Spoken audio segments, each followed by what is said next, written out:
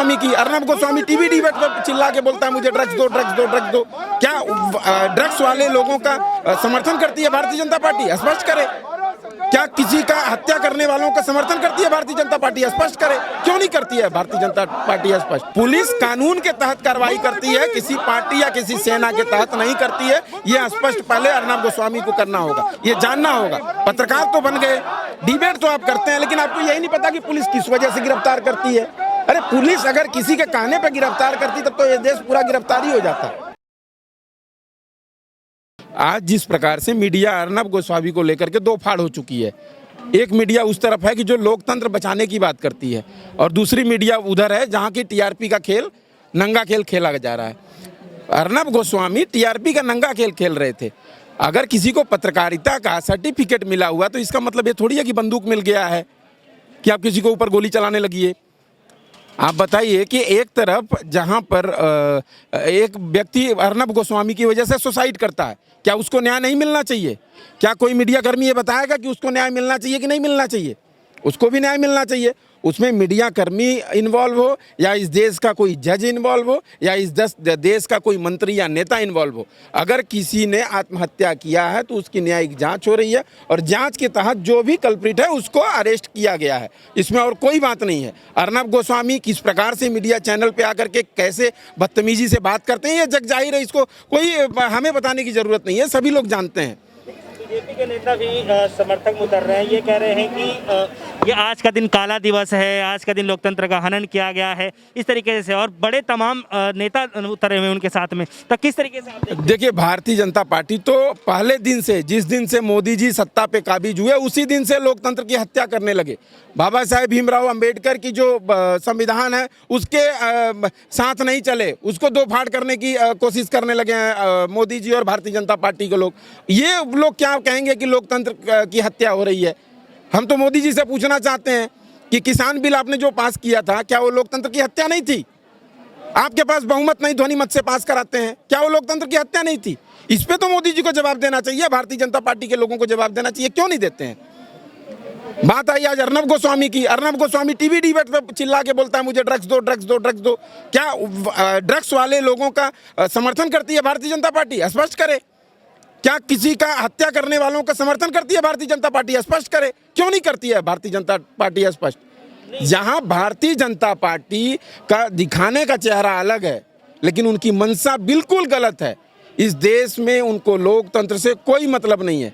Media जो है इस देश का चौथा स्तंभ है। मीडिया पे इस देश के लोग विश्वास करते हैं और इसीलिए देखते हैं। न्यायपालिका पे लोगों का विश्वास है, इसीलिए न्यायपालिका के पास जाते हैं। जब मीडिया ही इस तरीके से करने लगेगा, लोगों की हत्याएं कराने लगेगा, तो किस पे विश्वास करेंगे लोग? आज अगर अर्नब गोस्वामी को पुलिस ने उठाया है तो कोई ये नहीं है कि उन्होंने गलत डिबेट्स कराते हैं या डिबेट्स में एक पक्ष को टारगेट करते हैं, क्योंकि वो एक आत्महत्या में संलिप्त हैं। उनकी वजह से किसी व्यक्ति ने आत्महत्या किया है, इस देश को छोड़ के चला गया, उस परिवार ने गुहार लगाई और कानून के तहत उनको गिरफ्तार किया गया। उनके साथ में देखा जा रहा है कि पिछले 2 दिनों से समर्थक में लोग उतर रहे हैं। अब ये कह रहे हैं कि उनको गलत तरीके से फंसाया जा रहा है, ऐसा कुछ नहीं। जो लोग समर्थन में उतर रहे हैं ये वही बता सकते हैं कि हम उनका समर्थन क्यों दे रहे हैं। कांग्रेस पार्टी कभी भी इस देश के कोई भी गुंडा, बदमाश और जो लोकतंत्र की हत्या करते हैं या संविधान के खिलाफ हैं, देश के खिलाफ हैं, उनके समर्थन में कांग्रेस पार्टी नहीं रही है, ना रहेगी। स्पष्ट है। विधायक ने गवर्नर से मिलकर जांच की मांग की है अर्नब गोस्वामी गिरफ्तारी की। नहीं, देखिए, वो तो यही तो लोकतंत्र की खूबी है।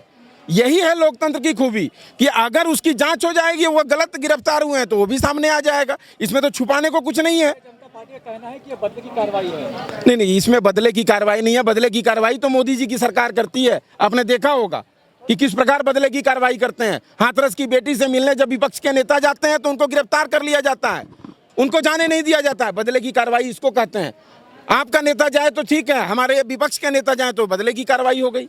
अरे भाई, उसमें तो आप ही अरेस्ट करते हैं, आप ही नहीं जाने देते, आप ही हमारे नेताओं पे लाठियां चलवा रहे हैं, गोलियां चलवा रहे हैं। ये स्पष्ट मोदी जी को करना चाहिए ना। इन्होंने तो आए जब देश में मोदी जी, तो इन्होंने जिस प्रकार से संसद भवन का माथा चूमा, नतमस्तक हुए, हमें तो लगा कि लोकतंत्र बचाने के लिए आए हैं। हमें क्या पता था कि ये लोकतंत्र को खत्म करने के लिए आए हैं। तो लोकतंत्र सर बचा तो रहे हैं, अब कैसा चाह रहे हैं आप, क्या किस प्रकार से बचा रहे हैं आप बताइए। बेरोजगार सड़क पर है, किसान सड़क पर है, महिला सड़क पर है, कैसा लोकतंत्र, कौन सा लोकतंत्र बच रहा है? क्या अर्नब गोस्वामी की गिरफ्तारी को सही मानते हैं आप? बिल्कुल, अगर पुलिस ने गिरफ्तार किया है तो जरूर कोई ना कोई साक्ष्य होगा तो पुलिस ने गिरफ्तार किया। अब ये तो कोर्ट में जज पूछेंगे पुलिस से कि आपने किस धारा में उनको गिरफ्तार किया है, इसका जांच होगा। और अर्नब गोस्वामी के देखिए, पुलिस अगर कोई भी कार्रवाई करती है तो बिना जांच के नहीं करती, बिना साक्ष्य के किसी को गिरफ्तार नहीं करती। हाँ, उत्तर प्रदेश की सरकार होती तो मैं मानता कि उत्तर प्रदेश में एक काला कानून आया है जिसमें यह नहीं बताया जाता कि आपको किस धारा में गिरफ्तार किया जा रहा है। अभी अभी पारित किया है योगी जी ने, उसमें गिरफ्तार कर लेते हैं। लेकिन महाराष्ट्र सरकार इस प्रकार का कोई कानून न लागू किया है। अगर बिना साक्ष्य के अर्नब गोस्वामी को गिरफ्तार नहीं किया गया, साक्ष्य है तभी गिरफ्तार किया गया है। उत्तर प्रदेश में जो भी घटनाएं हो रही हैं वो काफी मतलब एक्टिव तरीके से योगी आदित्यनाथ जी देख रहे हैं, तो कोई कमियां नहीं हो। देखिए, योगी आदित्यनाथ जी जब मुख्यमंत्री बने थे उत्तर प्रदेश के तो लोगों को बड़ी उम्मीद थी। महिला हो, बेरोजगार हो, नवयुवक हो, हर लोग ये चाहते थे कि एक अच्छी सरकार योगी जी देंगे। इनके पास ना फैमिली है, ना करप्शन करेंगे।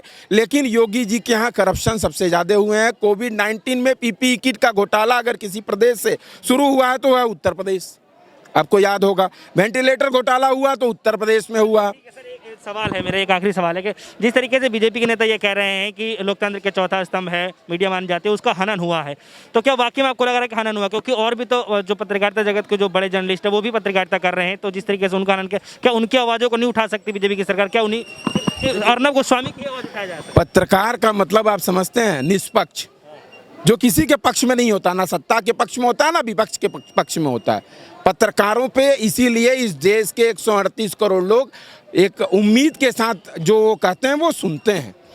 और पत्रकार जब इस तरीके से अर्नब गोस्वामी जैसे हो जाएंगे तो पत्रकारों की गरिमा गिरने लगती है। आज इसी वजह से मीडिया जगत में दो फाड़ हो चुका है। कुछ लोग अर्नब गोस्वामी के पक्ष में है तो कुछ लोग देश के लोकतंत्र बचाने के लिए सच्चाई वाली जो पत्रकारिता है उसके पक्ष में है। की वजह से ये सब हो रहा है, सब लोगों को गुमराह किया जा रहा है। देखिए, इस प्रकार का इस देश का कोई मीडिया कर्मी, आप भी मीडिया कर्मी हैं और भी इस देश में बड़े बड़े मीडिया कर्मी हुए हैं।